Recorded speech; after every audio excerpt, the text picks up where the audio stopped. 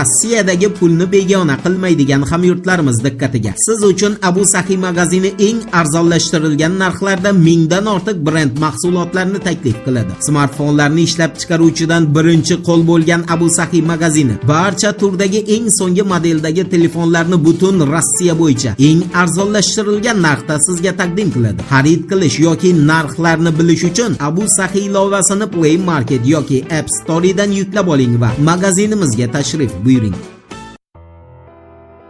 Assalomu alaykum qadrdon muxlis, siz bilan siz bilgan va kutgan kanal Turfoli. Xabaringiz bor, Turkiyadagi zilzila qurbonlari soni 9-fevral kuni Istanbul vaqti bilan 15:34 holatiga ko'ra 14351 nafarga va jarohat olganlar soni 63794 nafarga yetdi. Anadolu agentligining xabariga ko'ra 9-fevral kuni Recep Tayyip Erdogan zilzila sodir bo'lgan hududlar aholisi bilan uchrashuv paytida bundan buyon Turkiyada ko'p qavatli uylar emas, balki 2, 3 va 4 qavatli uylar qurilishini bildirgan. Anadoluga ko'ra, zilzilani ayni damda Turkiyada qoldirgan eng katta imzosi bu minglab ko'p qavatli uylarning sifatsizligi bois buzilishi emas, balki Hatay-Aleppo trassasidir. Sababi Hatay va Aleppo trassasi qoq markazidan bir necha kilometr masofagacha 2-3, ayrim joylarda esa 3-4 va 5-6 qismga ajralib ketgan.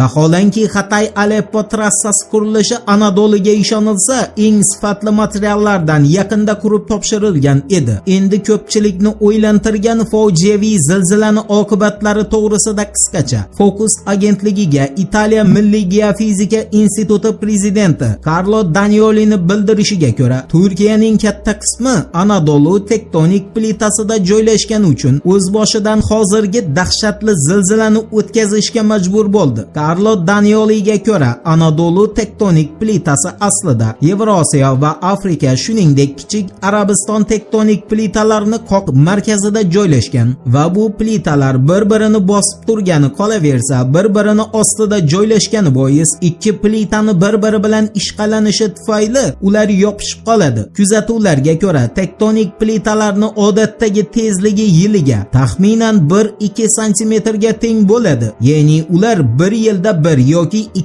santimetrgina siljishi mumkin. Biroq bu safar Arabiston plitasi va Anadolu plitasidagi bosim kuchaygani uchun tektonik plitalar 1 yoki 2 santimetr emas, balki tasavvur qiling 3 metrga siljigan. Bu esa dunyo guvoh bo'lgan zilzilani keltirib chiqargan. Eslatib o'tamiz, olim Carlo Daniolini bu farazini hozircha Turkiya zilzilalar foni koordinatori, seysmolog Sayxun Puskulju va britaniyalik olim Joanna For Walker ham tasdiqladi. Ammo Turkiya hukumatı hali bu borada hech qanday rasmiy axborot taqdim qilmadi. Demak, ijtimoiy tarmoqlarda, shuningdek, messenjerlarda Turkiyadagi zilzilani sabablari qayd qilingan ma'lumotlarni bari faqatgina olimlarning farazi xolos. Rasmiy tasdiqlangan axborot emas. Endi 9-fevral kungi Ukraina prezidenti Vladimir Zelenskiyning Yevroparlamentdagi dahshatli nutqiga to'xtalamiz. Welt agentligining xabariga ko'ra, Zelenskiy 9-fevral kuni Bryusselda Yevroparlamentda g'oyat fojiaviy asoratlar qoldiradigan nutq so'zlagan.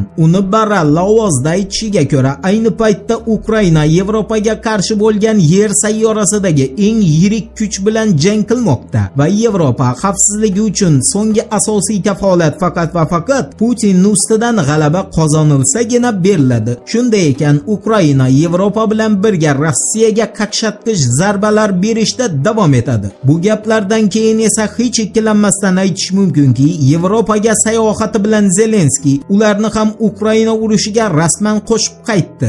Endi Rossiyani Ukraina ko'pdan buyon kutgan hujumlari haqida so'z yuritamiz. Amerika urushlarni tadqiqot qilish institutining 9-fevral kungi ma'lumotiga ko'ra, Rossiya o'zini yoppasiga hujum deb nomlangan yurishini boshlab bo'ldi. Unga ko'ra, Rossiya armiyasining 144-3 va 79-diviziyalari Svat va Kremenная yo'nalishi bo'yicha qolaversa, Lugansk va Kharkiv viloyatlarini chegarasi bo'ylab hujumga o'tdi. Dunyoga mashhur Foreign Policy'ga ko'ra esa Rossiya Ukrainaga shu 10 kunning ichida, bu yog'iga diqqatroq bo'lamiz, 1800 ta tank, 3950 ta zirhli mashina, 2700 ta artilleriya tizimi, 810 ta Grad uragani va Smerch raketa tizimi, 400 ta qiruvchi samolyot, qolaversa 300 ta vertolyot bilan hujum qiladi. Bu texnikalar bilan bir vaqtning o'zida harakat qilinsa, Foreign Policy'ga ko'ra nafaqat Ukraina, balki butun Yevropa qit'asini umumiy 7 kunda tekislash mumkin. Ammo Rossiya Ukraina chegarasiga joylagan buncha ko'p sonlardagi texnikani qachon qo'llash hozircha hech kimga ma'lum emas. Shunday ekan, voqealar rivojini birgalikda kuzatamiz. Turfa olam bilan qoling, siz kutgan kerakli ma'lumotlar hali oldinda.